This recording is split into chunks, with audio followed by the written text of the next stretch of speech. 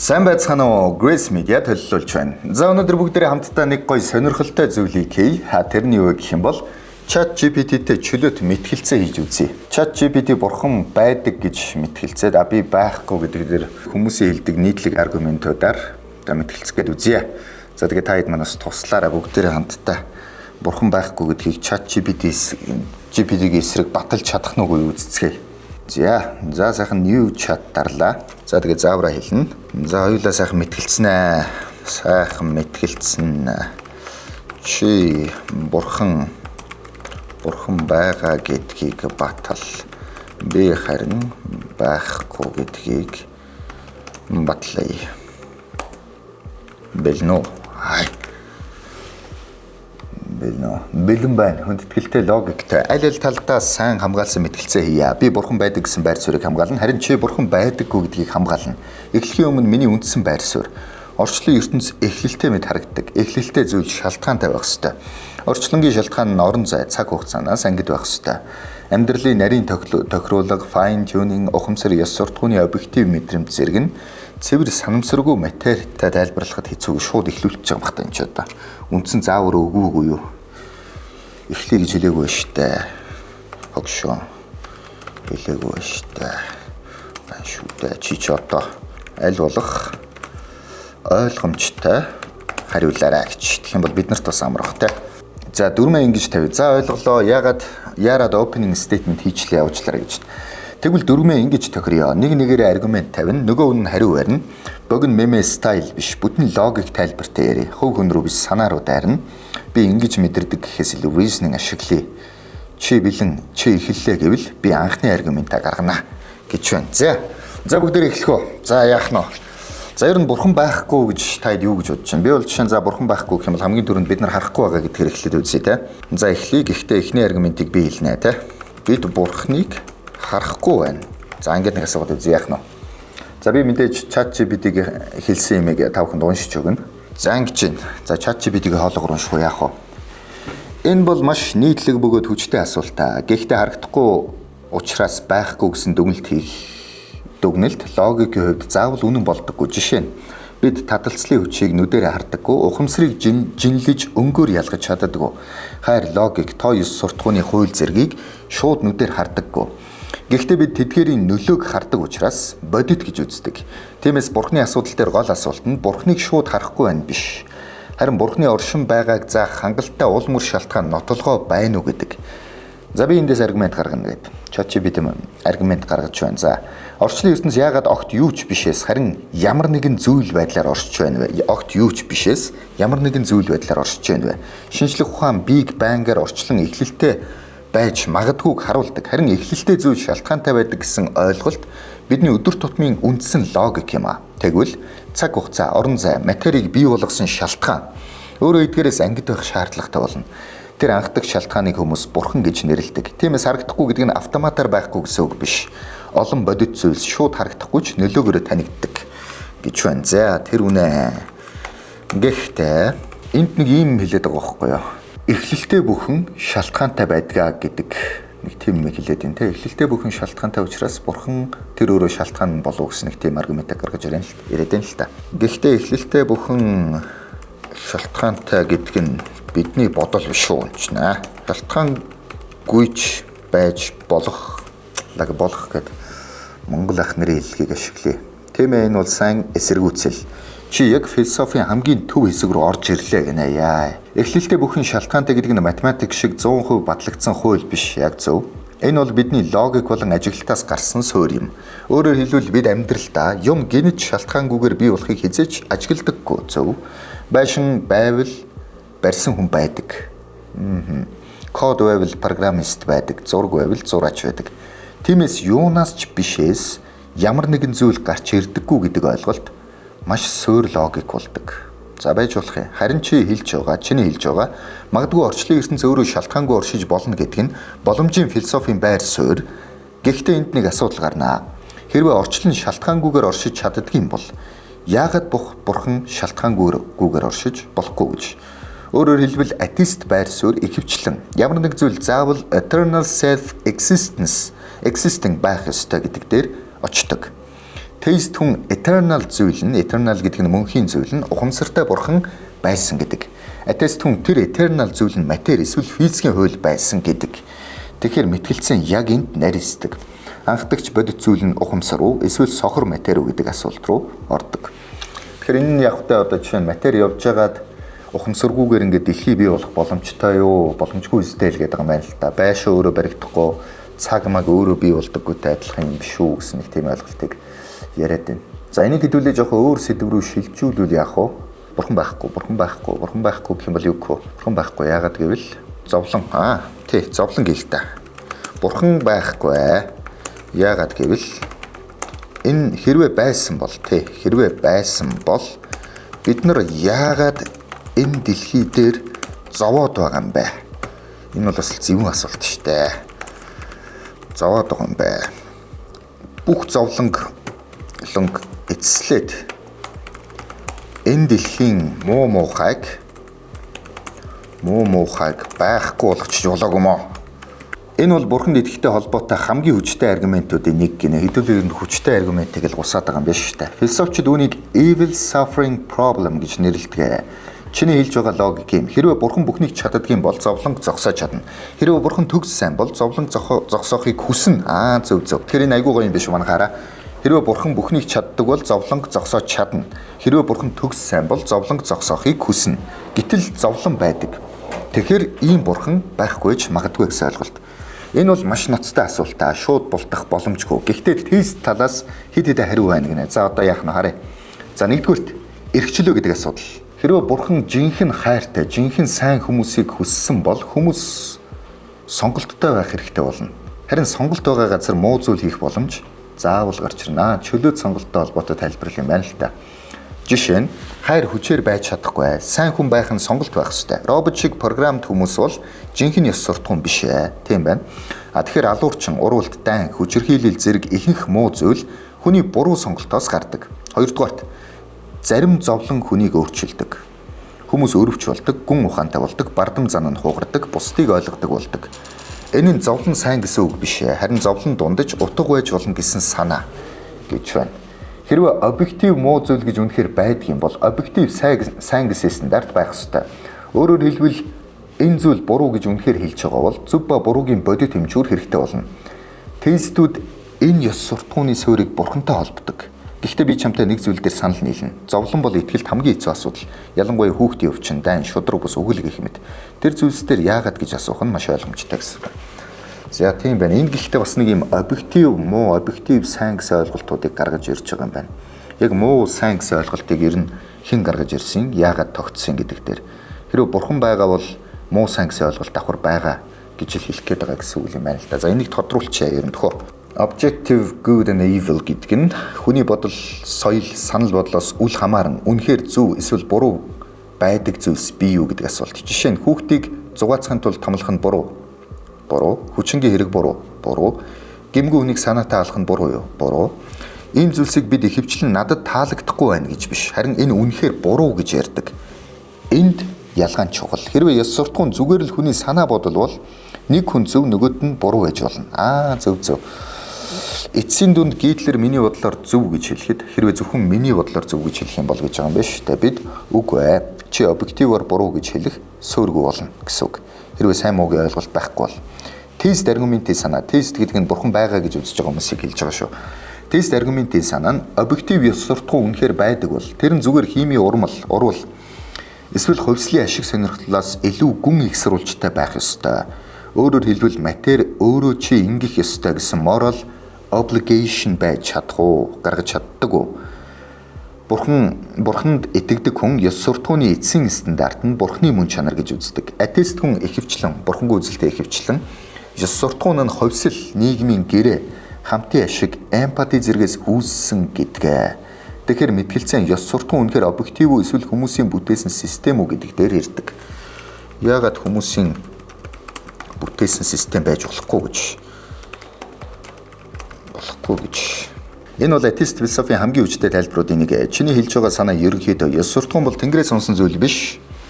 Хүмүүс хамт амьдрахын тулд олон мянган жилийн турш хөгжүүлсэн нийгмийн систем гэдэг санаа. Жишээ нь аллах нийгмийг сүрүүлдэг, худал хуурмаг итгэлийг эвддэг. Хамтын ажиллагаа амьд үлдэхэд хэрэгтэй. Эмпати хувьслын давуу тал болдог. Тэгээд хүмүүс айчмаар ингэн зөв ингэн буруу гэдгийг консенсусаар тогтоосон гэж тайлбарлаж болно. Энэ бол логиктэй байр суурь. За хэдүүлээ баг энэ дээр ялах гэдэг нь яах гэдэг. Гэхдээ тест талаас нэг том асуулт гарч ирнэ. За ямар том асуулт вэ? Хэрвээ ёс суртахуун зөвхөн хүмүүсийн бүтээсэн систем юм бол тэр нь үнэхээр объектив биш болно. Өөрөөр хэлбэл нийгэм өөрчлөгдвөл сайн ба мууч өөрчлөгдөнө. Түүхэнд яг ийм зүйл болсон. Боолчлол нэг үед хэвэн байсан. Нацист Герман өөрийн системээр еврей хүмүүсийг устгахыг зөвтгсөн. Зарим соёлд хүүхдийн тахилч зөв байсан. Тэгэхээр асуулт нь бид өнөөдөр тэднийг өөр соёл байсан гэж хэлж байна уу? Эсвэл тэд үнэхээр буруу байсан гэж хэлж байна уу? Хэрвээ үнэхээр буруу гэж байгаа бол тэгэхэд бид тухайн үеийн нийгмээс давсан moral стандарт ашиглаж байгаа гэсэн үг. Тест хүн яг үнийг objective moral law гэж хэлдэг. Гэхдээ энд нэг чухал зүйл бий. Энэ аргумент бурхныг 100% баталдаггүй. Харин объектив ёс суртахууныг хамгийн сайн тайлбар нь юу вэ гэдэг философи маргаан болдог гинэ. Энэ зүгээр яг бурхныг батлахгүй л гэж байна. Чи бурхныг батлах ёстой өстэй гэж чи. Зөв барьж авлаа. Чи одоо мэтгэлцээний хамгийн чухал цэгийг хэллээ гинэ. Энэ чат GPT бас хүнийг бас хөөргөж чадж байгаа шүү. Би одоо хүртэл бурхан байх боломжтой, бурхантай илүү нийцэж магадгүй гэсэн философи аргументууд ярьсан. Гэхдээ энэ математикийн теорем шиг 100% баталгаатай биш. Үнэн нь бурхан байдаг гэдгийг лабораторид туршилж баталсан шинжлэх ухааны proof одоогоор байхгүй. Гэхдээ эсвэргээрээ бурхан байхгүй гэдгийг ч бас хинч бүрэн батлаагүй. Тиймээс энэ сэдв ихэвчлэн аль тайлбар нь бодит байдалтай илүү сайн нийцэж байна вэ гэдэг дээр очдог. Одоо би илүү хүчтэй аргумент гаргая. Орчлонгийн fine tuning буюу нарийн тохируулгын асуудал, физикийн тогтмолууд, gravity, татах хүч, cosmological constant гэж юу юм болоо? Эндсийн ерөнхий тогтцыг л яриад байгаа юм байна шүү дээ. Яг тогтмол ингээд нэг юм илүү дутуу савлгаа масс байхгүй яваад байгаа нь ямар учиртай юм бэ? Electron mass, strong nuclear force, цөмийн хүч, цөм маш өчүүхэн хэмжээгээр өөр байсан бол од үүсэхгүй, хими элементүүд тогтохгүй. Амьдрал боломжгүй болох байжээ. Өөрөөр хэлбэл орчлон амьдрал гайхалтай таарсан мэт харагддаг. Тест хүн энэ ухамсартай тохируулгын уулмөр гэж үздэг. Атеист хүн multiverse, аз тохиол. Эсвэл бид зөвхөн амьдрах боломжтой орчлондоо байгаа учраас ингэж харагдаж байгаа гэдэг. Зөв. Гэхдээ энэ бол миний гол point. Бурханд итгэх нь зүгээр сохор үлгэр биш. Харин орчлонгийн эхлэл, ухамсар, ёс суртахуун, fine tuning, хүний шашинлаг мэдрэмж зэрэг олон зүйлийг нэгтгэж тайлбарлах гэсэн философийн нотолгоо юм аа. За тэгвэл биш үү? Энэ дээр юу гэх вэ? Энэ атеист хүн мультиверс аз тохиол гэдэг дээр жоохон дөрөөлөд хөө бүгдээрээ. Байхгүй юу? Чат GPT рүү агсраад байгаа юм шүү. Тийм ээ, энэ бол fine tuning аргументын эсрэг хамгийн хүчтэй атеист хариултуудын нэг. Хамгийн хүчтэйг нь олоод хэлчихье. Мультиверс буюу маш олон орчлон гэсэн санаа. Чиний логик юм. Хэрвээ асар олон орчлон байдаг юм бол тэд бүгд өөр physical constants физикл тогтцтой байж болно. Ихэнх нь амьдралгүй сүрс орчлон байна зөв. Харин цөөн хэдэн амьдрал таарна. Бид мэдээж амьдрах боломжтой орчлондоо л өөрсдийгөө олж харна. Энэ бол боломжтой тайлбар. Үүнийг олон физикч авч үздэг. Гэхдээ тест талаас энэ хоёр асуулт гарч ирнэ. Нэгдүгээрт мультиверс өөрөө батлагдсан зүйл биш. Мультиверс гэдэг нь олон ертөнц байна гэсэн үг. Өөрөөр хэлбэл энэ одоогоор философи онлайн физикийн төвшөнд байгаа санаа шууд ажиглагдсан биш. Тэгэхээр бурхан бол харагдахгүй учраас итгэхгүй гэж байгаа хүн өөрөө бас харагдаагүй мультиверст итгэж байж болно. Мультиверс байсан ч гэсэн яагаад тэр бүх систем нь ер нь оршин байна вэ гэдэг асуулт үлдэнэ. Өөрөөр хэлбэл physical law хаанаас гарсан бэ? Яагаад юу ч бишийн оронд мультиверс байгаа юм бэ? Яагаад математик ийм эмгцэгцтэй ажилддаг юм бэ? Энэ бүхний цаана ultimate mind байж магадгүй гэдэг. Гэхдээ шударгаар хэлэхэд энэ хэсэг дээр аль аль тал нь бүрэн баталж чаддаггүй. Атеист тал асар их боломж гэдэг тайлбар өгдөг. Тест тал ухаанд шалтгаан гэдэг тайлбар өгдөг. Аль нь илүү оновчтой тайлбар вэ гэдэг дээр үргэлжилдэг. Итгэхэд аль нь амар вэ гэж асуучлаа. Сэтгэл зүйн хувьд тийм хаа бурхан байдаг гэдгийг итгэхэд илүү амар. Амьдрал дутуу өгдөг, өхлийн дараах найд өрөдөг, шударгаас эцэстээ ялна гэдэг итгэл өгдөг. Зовлон хоосон биш гэж мэдрүүлдэг, хүн ганцаараа биш гэсэн мэдрэмж өгдөг. Тийм болохоор шашин бараг бүх соёлд үүссэн. Гэхдээ нөгөө талаас зарим хүмүүст атеизм илүү амар санагддаг учраас харагдахгүй зүйлд итгэх шаардлагагүй зөв. Бүхнийг байгалийн тайлбараар ойлгон зөв. Нууцлаг ультимейт бэйн хэрэггүй мэт санагдана. Шинжлэх ухаан тулгуурласан мэт мэдрэмж өгдөг. Тэгэхээр аль нь ямар вэ гэдэг нь хүний зан чанар, амьдралын туршлага, зовлон, логик, сэтгэл хөдлөл өссөн орчин гээд олон зүйлээс шалтгаалдаг. Харин аль нь үнэн бэ гэдэг бол өөр асуулт. За тэгэхээр энэ маргаанд яг нэг гоё ялаад бутагчи гэхээр нэг болохгүй байгаа тийм. Бас бутахуулчуу гэхээр бас үгүй юм шиг те. За тэгвэл өөр нэг зөвүүн аргумент гаргаад ирэл та. Тэгвэл ингээ чиний ер нь бурхан байгаа гэж үзэх хамгийн том шалтгаан чи юу? Тэр чи би үгүйсхийг хэлчих. Хэрвээ ганц хамгийн хүчтэй шалтгаанаа хэл гэвэл би ухамсар гэж хэлнэ. Яагаад гэвэл матер өөрөө яаж дотоод туршлага үүссэн гэдгийг одоо хүртэл бүрэн тайлбарлаж чаддаггүй. Жишээ нь тархи бол атом, цахилгаан сигнал, хими урмал. Гэхдээ энэ бүхнээс бие гэдэг мэдрэмж, хайр мэдрэх, өвдөх, улаан өнгийг улаан гэж дотроо мэдрэх, гол нь утга учир хайх, гоо сайхныг мэдрэх гэдэг subjective consciousness гарч ирнэ. Ухамсарыг хэлж байгаа. Компьютер мэдээлэл боловсруулж чадна. Гэхдээ тэр өөрийгөө мэдэрдэггүй. Энэ бол миний гол point. Материйн хөдөлгөөнөөс ухамсар гарч ирсэн гэдэг нь өөрөө баг ид шид шиг хэцүү асуудал. Тиймээс философч ухамсар бол бодит байдлын суурь шинж байж магадгүй. Өөрөөр хэлбэл ultimate reality нь mind-like шинжтэй байж магадгүй гэдэг. Тэр санаа илүү теизм рүү ойртдог. Одоо чи үүнийг контригэр гэнэ. Үгүй. Надаас гоё санаа олдлоо. Амар гоё санаа олсон шүү. Энийг копи. Жимини. Энийг үгүйсгээд бурхан байхгүй гэд батлаадах. Энэ бол философийн түүхэнд хамгийн хүнд самар буюу Дэвид Чалмерсын нэрлсэн ухамсарын хүнд асуудал, the hard problem of consciousness-ийг хэлж байгаамаа. Чиний хэлж байгаачлан матери яагаад мэдрэмж болон ховров гэдэг нь теизм буюу бурханы онол руу хөдөлдөг хүчтэй аргумент юм. Гэхдээ үүнийг үгүйсгэж бурхан заавал байгалгүй гэдгийг шинжлэх ухааны болон материализмын үүднээс хэрхэн тайлбарлах вэ? Ингээд контр аргумент. За, ичид биш. Emergence, гинт гарч ирэх шинж чанар. Чиний хэлж буй атом, цахилгаан сигнал зэрэг нь дангаараа ухамсаргүй байж болно. Гэхдээ эдгээр нь маш нарийн бүтэц. Зохион байгуулалтад орохоор өмнөх бүрэлдэхүүн хэсгүүд нь байгаагүй шинж чанар үүсдэг. Үүнийг emergence гэж хэлдэг. Би гэдэг эволюцийн амьд үлдэх механизм. Бид яагаад өвдөлт эсвэл хайрыг дотроо мэдэрдэг вэ? Энэ зүгээр нэг гоё л биш. Амьд үлдэхэд хамгийн хэрэгтэй өгөгдөл юм. Хэрвээ робот өвдөлтийг зүгээр код гэж хүлээж авбал тэр гар алдахаас айхгүй. Харин би гэдэг мэдрэмжтэй өвдөлтийг зөвүүр гэж мэдэрдэг амьтан л аюулаас зугтаж өр төлөө хамгаалж амьд үлдэх магадлал нь ихсдэг. Субъектив мэдрэмж бол байгалийн шалгарлын явцад үүссэн организмыг өөрийгөө хамгаалах тусалдаг програм хангамж юм а. Организм тархи ба ухамсарын салгаж боломгүй холбоо. Хэрвээ ухамсар нь бие даасан mind-like суурь шинж чанар байсан бол тархинаас хамааралгүй орших ёстой. Гэтэл бодит байдал дээр тархины өчүүхэн эсхийг гэмтээхэд хүний зан арин шин бие гэдэг мэдрэмж хайрлах чадвар нь бүрэн устдаж эсвэл өөрчлөгддөг. Хэрвээ ухамсар нь сүнслэг эсвэл тест гаралтай байсан бол тархины физик гэмтэл тэрхүү сүнсийг үгүй хийх боломжгүй байх байсан. Энэ нь ухамсар бол цэвэр биологийн бүтээгдэхүүн гэдгийг баталдаг. За энэ баг арай ойлгомжтой биш үү? Энийг copy paste хийчихвэл яа тий. За энэ бол маш хүчтэй аргумент. Чи neuroscience-ийн хамгийн том нотлохоонуудын нэгийг ашиглаж байна. Таны логикийг би ингэж ойлгож байна. Тархийг өөрчлөвөл ухамсар өөрчлөгдөнө. Тархийг гэмтээвэл бие гих мэдрэмж өөрчлөгдөнө. Тэгэхээр ухамсар тархинаас үүснэ. Иймээс тусдаа сүнс эсвэл бие даасан майнд хэрэггүй. Энэ бол үндэслэлтэй байр суурь. Гэхдээ теист дуалист философч энд нэг контр хийдэг. За нэг нөхөр контр хийсэн биш үү энэ дээр. Хамааралтай байна гэдг нь ижил зүйл гэсэн үг биш. Радио эвдэрвэл дуу гажна. Гэхдээ энэ нь хөгжим радио дотроо үүсдэг гэсэн үг биш. Бас те. Радио бол сигналыг дамжуулж байгаа хэлбэр гэдэг шиг тархи бол ерөөсөө бас энэ сигналыг дамжуулж байгаа хэлбэр. Ухамсар нь бол сүнслэг байдлаар оршдог. Энэ бол бие гэдгийг бүрэлдүүлдэг одоо бурхны бүтээл мэтэл гэх гэдэг юм яах гэдэг. За тэгвэл арай roast debate stage маягаар оръё. Чи бурхан байхгүй. Тэгвэл чи надад дараах зүйлсийг зөвхөн сохор матер ашиглаад тайлбарлал. Зүгээр л байна гэдэг бол тайлбар биш. Хэрвээ бүх зүйл шалтгаантай мэд ажилдаг бол яагаад орчлон өөрөө exception байх ёстой гэж. Ухамсар чи хэдэн тэрбум атомын цуглуулга мөртлөө өөрийгөө мэдэрдэг, утга хайдаг, хайрладаг, гоо сайхныг мэдэрдэг, өглөөс айдаг. Матер өнөөдөр би existential crisis-д ормоор байна гэж явж байдаггүй үсттэй. Чи бити англи үг ашиглаад хэлдэг хэлчихгүй юу? За зөв одоо цэвэр монголоор ярих чинь за тэгж байна. Тэр нь манус амрахтай. За хоёр дахьаас нь ухамсар чи зүгээр нүүрс төрөгч ус цахилгаан долгионы нийлбэр мөртлөө би гэж өөрийгөө мэдэрдэг, хайртай болдог, амьдралын утга боддог, өглөөс айдаг. Хэд атом нийлээд амьдралын утга юу вэ гэж бодож суудаг болсон өөрөө гайхалтай биш үү? Логик.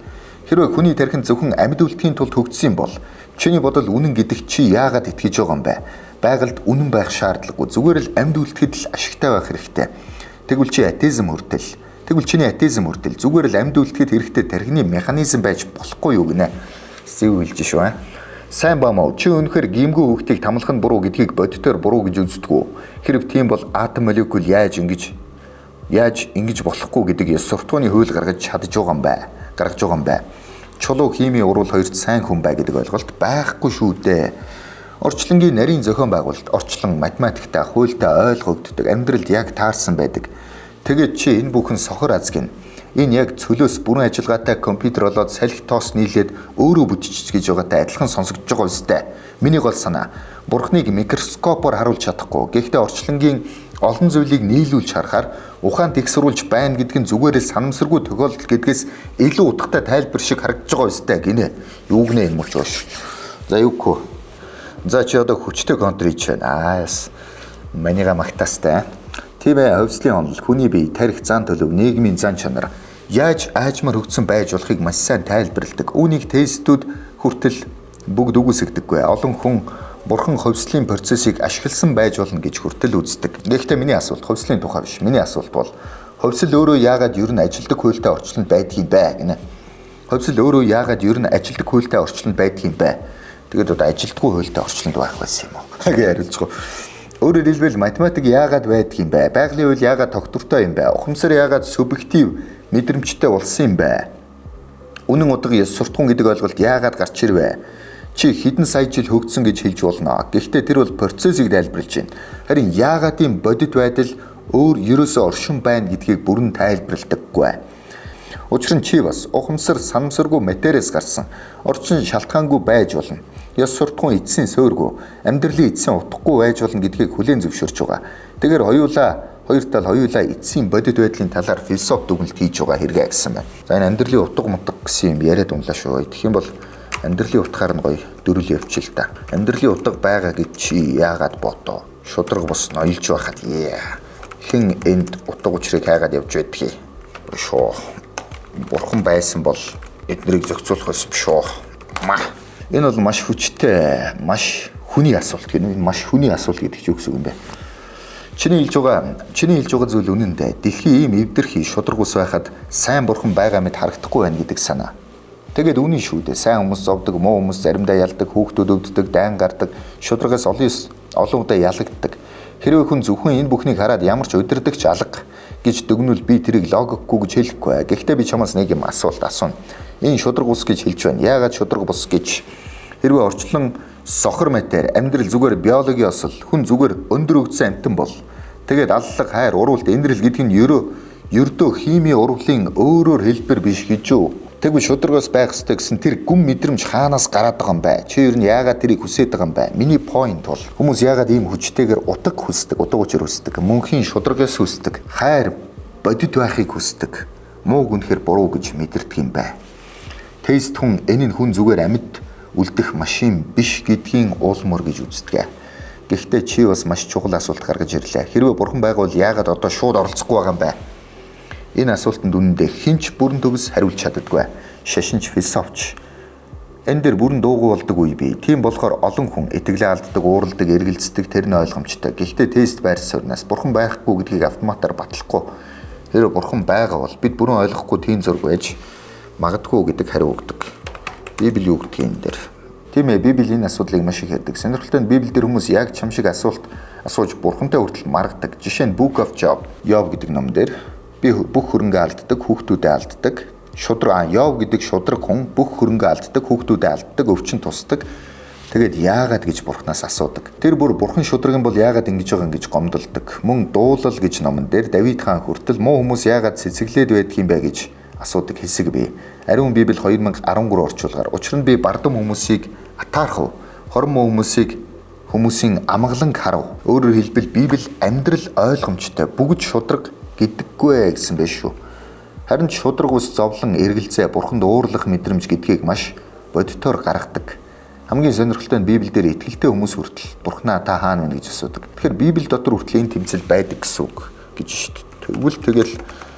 Тэгэл Библич тэр бүгд хутлаа юм шүү. Тим дүгнэлт хийх хүмүүс олон байдаг. Тэр нь ойлгомжгүй байр суурь биш. Маш их зовлон үзэхээрээ залбираад хариу авахгүй санагдахаараа шудраг бус зүйл харахаараа энэ бүхэн зохиосон тайвшруулах үлгэр юм шүү гэж боддог. Тэр асуулт чинь шинэ зүйл биш ээ гэнэ. Олон философчид эрдэмтэн жирийн хүмүүс яг тэгж бодож байсан.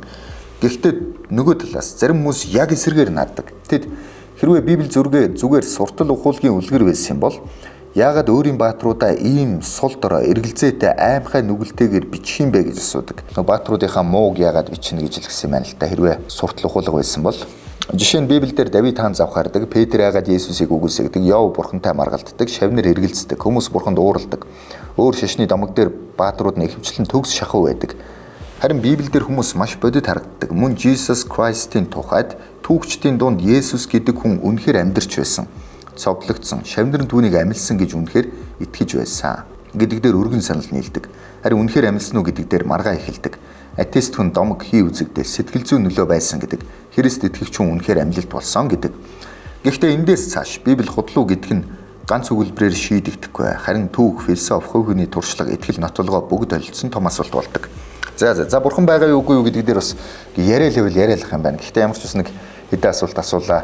Манай хэд ингээ коммент хэсэг дээр бурхан байхгүй гэдэг дээр ингээ маргах гоё асуултуудаа бичээ. Тэхөө. Тэгээд тэр асуултуудын бүгдээрээ гоё ChatGPT рүү оруулаад бөөндөө энэ юу гэх нэ харъя л та. Тэгээд нэг гоё маргаад үзье.